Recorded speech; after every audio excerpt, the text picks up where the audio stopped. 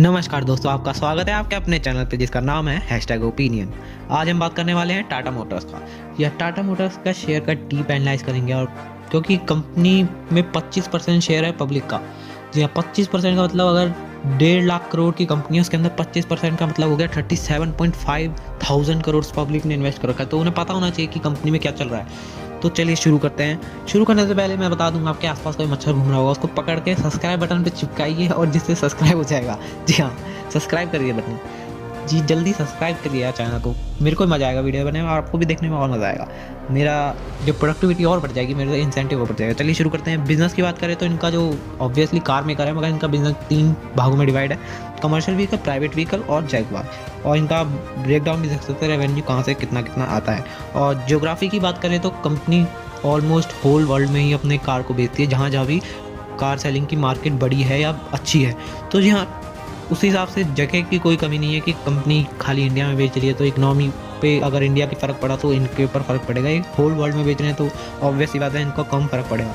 बात करें आजकल जैसे सेमीकंडक्टर्स की प्रॉब्लम चल रही है तो उसके ऊपर भी कंपनी अच्छा काम कर रही है, उनके ऊपर कम से कम एड्रेस कर रही है उस प्रॉब्लम को और सॉल्यूशन निकालने की कोशिश कर रही है। तो फटाफट से पॉजिटिव्स की बात करते हैं कंपनी के बारे में। पहली बात तो कंपनी के पास कैश है 38,000 करोड़ का। जी हाँ, 38,000 करोड़, जो कि बहुत ज़बरदस्त है किसी भी कंपनी के लिए। कैश बहुत ज़रूरी है, जैसा कि मैंने पिछले वीडियोस में भी काफ़ी बताया है इसके बारे में कि कैश ही कंपनी को चलाता है। तो उस हिसाब से देखा जाए तो कैश एक बहुत ही इंपॉर्टेंट पॉइंट है और कंपनी के पास ये है 38,000 करोड़ का free cash flow in hand है, इन बैंक्स है, तो वो कभी भी यूज़ कर सकते हैं। दूसरी बात करें, इलेक्ट्रिक व्हीकल की जो मार्केट शेयर है वो 87% के आसपास है, तो जो कि काफ़ी ज़बरदस्त है। और आजकल तो हमें पता है कि इलेक्ट्रिक व्हीकल का अब आगे फ्यूचर काफ़ी अच्छा है। तो फ्यूचर आउटलुक की बात करें तो कंपनी का काफ़ी अच्छा फ्यूचर बन सकता है। और जबकि जब मार्केट शेयर इतना ज़्यादा है तो ऑब्वियस सी बात है इनका दबदबा आगे मार्केट में बना रहेगा। और R&D पे काफ़ी सारा पैसा खर्च करता है, जिसकी वजह से हमें अब आजकल रिजल्ट भी दिख रहे हैं, काफ़ी बढ़िया प्रोडक्ट निकाल रहे हैं, क्वालिटी एकदम ज़बरदस्त। प्रोडक्ट के अंदर नए फीचर्स ला रहे हैं और इलेक्ट्रिक व्हीकल भी इन्हीं की वजह से आ रहे हैं, R&D की वजह से। तो ओवरऑल कंपनी R&D में भी अच्छा खासा खर्च कर रही है और रिजल्ट भी निकाल रही है। आगे बात करें, रेवेन्यू बढ़ रहा है। जी हाँ, प्रॉफिट नहीं आ रहा मगर कम से कम रेवेन्यू बढ़ रहा है। इनके पास बिजनेस है, अगर अच्छी मेहनत करेंगे तो प्रॉफिट भी आ जाएगा। तो रेवेन्यू बढ़ रहा है पॉजिटिव कंपनी के बारे में। आगे बात करने से मैं पहले बता दूं, आपके पास पेन होगा उसको सब्सक्राइब बटन पे दबाइए और सब्सक्राइब हो जाएगा, जिसकी वजह से मज़ा आ जाएगा। कम से कम मेरे को और आपको मज़ा आएगा क्योंकि मेरी इंसेंटिव बढ़ जाएगा। तो जल्दी से सब्सक्राइब कर दीजिए। चलिए आगे बात करते हैं नेगेटिव्स की। तो मैं तो कहता हूँ कि आप पॉपकॉर्न लेके बैठ जाइए क्योंकि नेगेटिव्स बहुत सारे हैं। तो जल्दी से पॉपकॉर्न लेके बैठ जाइए। आगे बात करते हैं तो बोरोइंग्स काफ़ी सारी हैं। बोरोइंग्स 47,000 करोड़ की तो शॉर्ट टर्म बोरोइंग है खाली कंपनी के पास। जी हाँ, जो कि चलिए 38,000 करोड़ का कैश भी है तो वो उससे पे कर देंगे, मगर जो लॉन्ग टर्म डेट है वो 91,000 करोड़ का है। उसे कैसे पे करेंगे अभी कुछ नहीं पता उसका। पता तो कंपनी का ये सबसे बड़ा नेगेटिव है। बोरोइंग्स लगातार बढ़ रही हैं और इसका इफेक्ट आप रिजर्व एंड सरप्लस पे भी देख सकते हैं, लगातार घट रहे हैं, जिसकी वजह से इन्वेस्टर्स को काफ़ी नेगेटिव साइन जाता है ये। जी, इन्वेस्टर्स रिजर्व एंड सरप्लस को हमेशा बढ़ते हुए देखना चाहते हैं और ये घट रहे हैं। तो जबकि डिविडेंड भी कंपनी पे नहीं कर रही, तो ये सारा कैश कंपनी यूज़ कर रही है, एक ही बड़ा नेगेटिव है। और इक्विटी देखें तो वो बढ़ रही है। ये रिजर्व एंड सरप्लस बढ़ने चाहिए, वो घट रहे हैं, और इक्विटी है वो घटनी चाहिए, वो बढ़ रही है।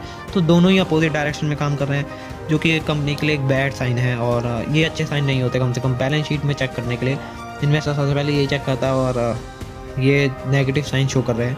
आगे बात करें मैनेजमेंट की, तो आपको सुनने में थोड़ा अजीब लगेगा, मैनेजमेंट बहुत ख़राब लग रहा है मेरे को। जी हाँ, अगर आपको ऐसा लगा कि यार ये कैसी बात कर रहे हैं तो मैं आपको प्रूफ के साथ बताता हूँ। मैंने पूरा एनुअल रिपोर्ट छानी। मैनेजमेंट प्रॉफिट के बारे में बहुत कम बात करती है, जिसकी वजह से ये है कि जब आप प्रॉब्लम को एड्रेस ही नहीं करोगे तो उसे सॉल्व कैसे करोगे।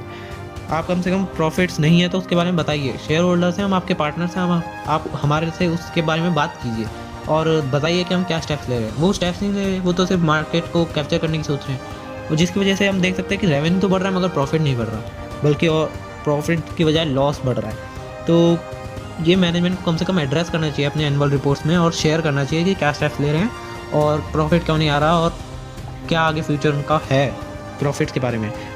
आगे बात करें कि जितना वो ज़्यादा काम कर रहे हैं उतना ज़्यादा लॉस जनरेट कर रहे हैं। ये मतलब तुम जितना ज़्यादा काम करोगे उतना धरती पे बोझ बन रहे हो। ये क्या सबसे अजीब चीज़ है और सबसे गलत भी। यही मैं बोल रहा हूँ कि मैनेजमेंट को प्रॉफिट को अब एड्रेस करना चाहिए। R&D कम भी करें अब, चाहे प्रॉफिट्स के बारे में सोचें और उसके ऊपर मेहनत करें। ठीक है, क्योंकि जब तक प्रॉफिट नहीं आएंगे इंसेंटिव नहीं होता। 11,000 का कंपनी लॉस उठा रही है, 11,000 करोड़ का। और आगे बात करें तो उनका मोस्टली रेवेन्यू जो है जैगवार से आता है, जो कि मोर देन 50% है। और जैगवार अपने आप में एक लॉस मेकिंग मशीन है, जैसा कि हम देख सकते हैं उनकी वजह से ही लॉस जाके काफ़ी बढ़ रहे हैं। तो उनको एड्रेस करना चाहिए, क्योंकि इनका जब रेवेन्यू जो मोस्टली पार्ट है वो जैगवार से आ रहा है, वो सबसे ज़्यादा लॉस जनरेट कर रहा है। तो इसके ऊपर एड्रेस करके फटाफट एक्शन लेना चाहिए R&D की वजह। और चलिए मैं आपको एक केस डिस्कस करते हैं यहाँ पर कि क्या हो सकता है अगर हम बेस्ट केस सिनेरियो लें।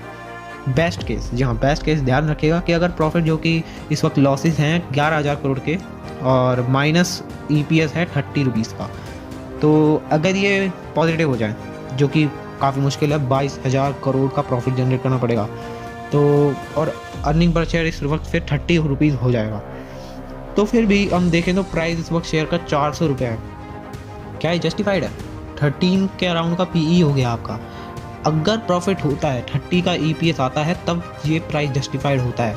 मगर इस वक्त ये लॉस में है, -30 का EPS है, तो ये प्राइस बिल्कुल भी जस्टिफाई इस वक्त नहीं कर रहा। 400 रुपये का प्राइस है शेयर प्राइस। ये मार्केट शॉर्ट टर्म में वोटिंग मशीन होती है और लॉन्ग टर्म में वेट मशीन ही होती है। तो आपको लॉन्ग टर्म के बारे में सोचना चाहिए कम से कम इस वक्त और इस कंपनी के लिए तो ज़रूर, क्योंकि आप अपना पैसा लगा रहे हैं, आप हार्ड अर्न मनी लगा रहे हैं, अपना खून पसीने की मेहनत लगा रहे हैं। और अगर वो कंपनी आपको लॉस जनरेट करके दे रही है, शायद आप रियल लाइफ में ना लगाएं। अगर ये कंप्यूटर बेस्ड ट्रेडिंग ना हो तो आप ज़रूर बिल्कुल नहीं लगाएंगे किसी भी बिजनेस में ऐसे। और आगे बात करें फाइनेंशियल्स की, तो ज़्यादा इसके बारे में बात करने के लिए है नहीं, मगर थोड़ा बहुत डिस्कस करें तो हम ROE ये तो 25 का, ये नेगेटिव का 25 है। अगर ये पॉजिटिव का होता तो मज़ा आ जाता है, मगर नेगेटिव का है तो ये उतना ही ख़राब है जितना अच्छा होता अगर 25 पॉजिटिव होता। और डेट इक्विटी की बात करें तो वो भी 3.13 है। जी हाँ, ये भी काफ़ी ख़राब चीज़ है, क्योंकि डेट ज़्यादा इक्विटी से बहुत ज़्यादा, 3 गुना ज़्यादा है। तो इसके बारे में काफ़ी बात कर चुके हैं। आगे बढ़ने से मैं पहले बता दूं, आप जिस सीट पे बैठे हैं उसको सब्सक्राइब बटन पे देख के मारिए और सब्सक्राइब कीजिए यार, जल्दी सब्सक्राइब कीजिए।